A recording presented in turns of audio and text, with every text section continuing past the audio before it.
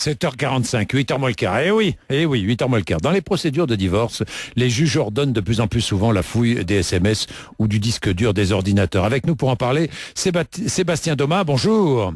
Vous êtes là, Sébastien? Bonjour, expert en informatique et patron de la société Technapol. C'est une entreprise d'investigation et de sécurité informatique. Ça veut dire que le juge peut décider, dans une procédure de divorce, le juge peut décider d'aller fouiller dans les SMS de l'un des deux époux. Exactement. Aujourd'hui, les preuves informatiques, les preuves numériques sont de plus en plus apportées au débat dans le cadre de litige. Dans le cadre de litige. Alors, on va chercher, évidemment, si l'un des deux époux ne va pas surfer sur des sites de rencontres ou envoyer des SMS à, je sais pas moi, à une amie, à une maîtresse ou un amant, si on ne va pas sur Internet surfer sur des sites porno, des sites sadomaso, c'est ça? Exactement, ouais.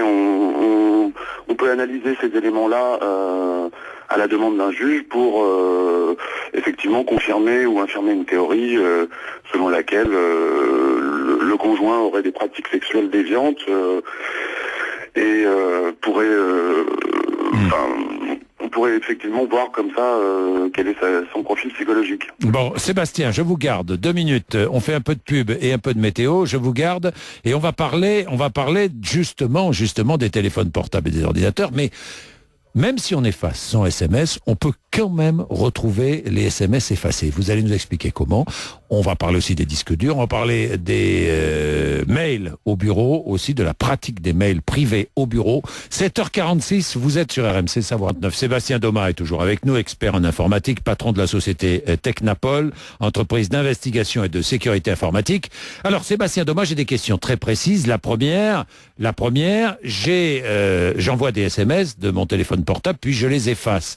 Est-ce qu'on peut retrouver la trace de ces SMS et les relire? Oui, absolument. Les SMS peuvent être retrouvés sur un téléphone sans passer par un opérateur téléphonique, car les téléphones aujourd'hui se ressemblent de plus en plus à des ordinateurs. Oui. Et effectivement, il existe des matériels spécifiques qui permettent comme sur les ordinateurs, sur les disques durs, de récupérer les emails ou les SMS qui auraient été envoyés ou reçus sur un téléphone. Donc un juge peut ordonner d'aller lire les SMS dans une procédure de divorce. Effectivement, si on a des soupçons ou si des SMS ont été effacés, qu'on en a conscience, c'est des choses qui arrivent très fréquemment et que même au niveau de la police, c'est des choses qui se font fréquemment. Même chose sur les ordinateurs, les mails qu'on envoie, qu'on efface, on peut les retrouver. Effectivement, entre autres les mails, mais tout un tas d'autres traces peuvent être retrouvées sur les ordinateurs. Les sites que l'on consulte, par exemple.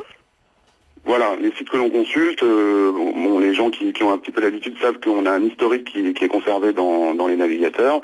Maintenant, cet historique, même une fois nettoyé, des traces restent dans d'autres fichiers du système et sont toujours présentes sur l'ordinateur. Alors, vous travaillez dans des affaires de divorce, vous-même, Sébastien ? Oui, bien sûr, on travaille dans les litiges civils ou commerciaux, donc dans les divorces ou dans des entreprises, quoi. Oui, vous travaillez uniquement avec l'accord de l'avocat de votre client ou de votre cliente. Hein, Absolument, oui. Pour que les preuves soient recevables devant un tribunal, on s'adjoint toujours de la collaboration des avocats, des huissiers, des enquêteurs. Bien, l'employeur a le droit d'accéder aux documents, dossiers, même emails des salariés, des salariés, du moment qu'ils ne sont pas estampillés personnels. Oui, en fait, on constate depuis quelques années une évolution de la législation dans ce domaine. Le salarié était extrêmement protégé il y a encore quelques années et l'employeur n'avait pas le loisir de pouvoir consulter les documents qui étaient sur l'ordinateur personnel. Depuis quelques années, la législation évolue plus dans le sens de l'entreprise et effectivement, tout document ou email qui n'est pas clairement estampillé en tant que personnel ou privé aujourd'hui est censé appartenir à l'entreprise et donc consultable par l'employeur. Oui, il faut écrire personnel sur tous ces documents privés stockés dans l'ordinateur de son bureau.